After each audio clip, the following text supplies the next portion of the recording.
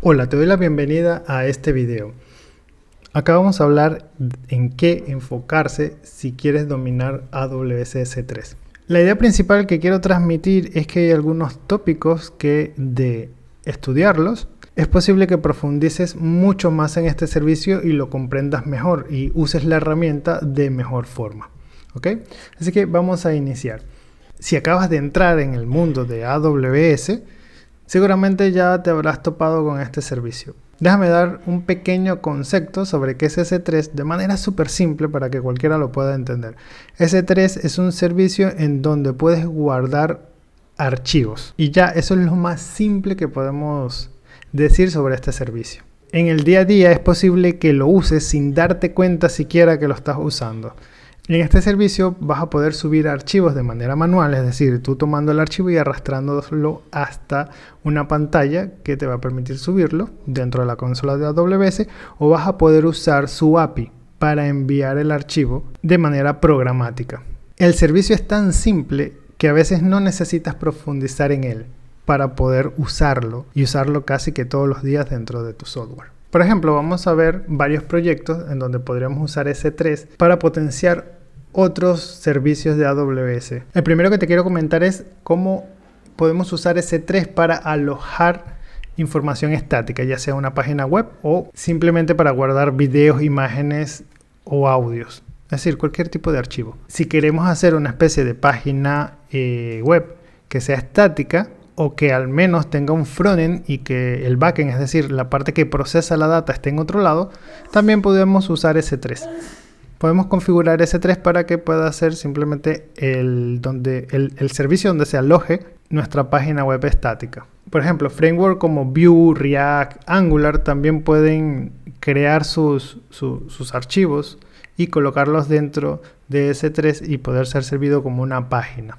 El siguiente es que muchos servicios de AWS, incluso tú podrías hacer sistemas que guarden dentro de S3 información para poder así tener una copia de seguridad para evitar pérdidas frente a desastres. También podemos usar AWS S3 para guardar información, ya sea de logs o de data masiva que generen otras aplicaciones, para luego leerlas con aplicaciones que manejen temas de Big Data. Es decir, podrías hacer una especie de Data Lake para luego usar cosas como AWS Athena, AWS EMR y otros más, y otros servicios, incluso servicios que están por fuera de AWS. Y bueno, para no hacerlo más largo, porque hay un montón de servicios, vamos a pasar a lo que realmente interesa, que viene siendo en qué enfocarnos si queremos dominar mucho más este tema, o sea, este servicio. ¿Ok? Y el primero vendría siendo el versionamiento. El siguiente sería el ciclo de vida y el último sería las configuraciones de seguridad.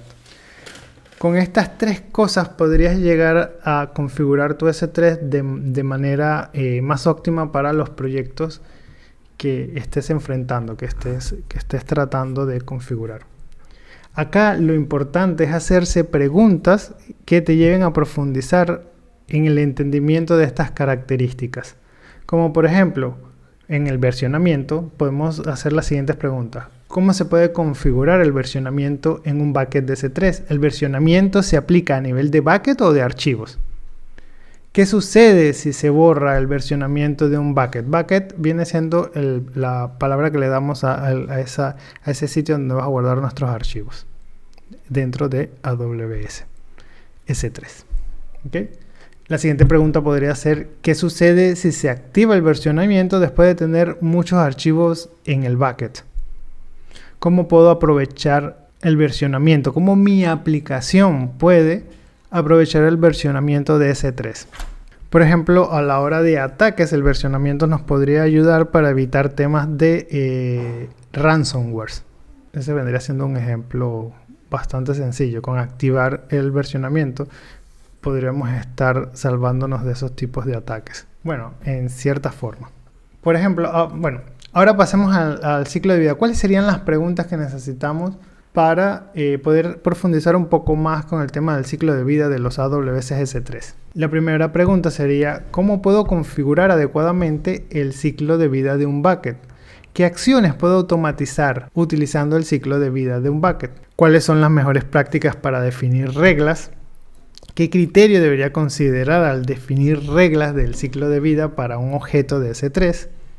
¿Puedo configurar ciclo de vida a nivel de objeto o a nivel de bucket? ¿Cómo se puede optimizar las reglas de ciclo de vida para minimizar el costo y maximizar la eficiencia? Y por último, la configuración de seguridad, podríamos hacer las siguientes preguntas. ¿Cuáles son las configuraciones que podrían presentar un riesgo de seguridad? ¿Qué medidas puedo tomar para validar que mis configuraciones de S3 sean seguras y óptimas? ¿Qué herramienta o servicio de AWS se puede utilizar para auditar y monitorear las configuraciones de seguridad?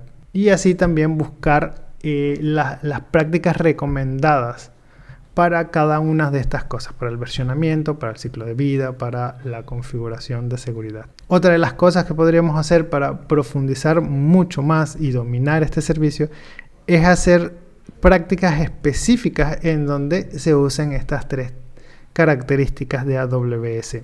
Incluso algo que hice para dominar el tema de las configuraciones de seguridad fue crearme mi propio ransomware que tratara de atacar buckets que obviamente yo tenía permiso y ver cómo era el proceso de capturar los archivos, transformarlos y volver a escribirlos. ¿Qué permisos necesito para hacer toda esa chamba de atacar un bucket? También podrías crear una especie de aplicación que fuese buscando configuraciones individuales dentro de buckets. Ese es un tema que sacaré en un próximo video, donde voy a mostrar una especie de scripts que analiza toda una lista de buckets a los cuales tenga acceso gracias a unas cuentas y haga ciertas validaciones de tipos de configuraciones, incluyendo buscar el versionamiento. Por acá está el tema de buscar versionamiento, aquí está, y ver si hay MFA, por ejemplo, para eliminar. Que estas son cositas, configuraciones específicas que te recomiendan para evitar ataques, por ejemplo, de ransomware, para evitar ataques de que te puedan, ataques no, para evitar que analicen tus buckets, consigan copiar archivos de allí o colocar archivos dentro de tus buckets. Por ejemplo, para terminar de hablar de este script, el script analiza todo una lista de buckets y va descartando y buscando si algo ha fallado o no y da recomendaciones.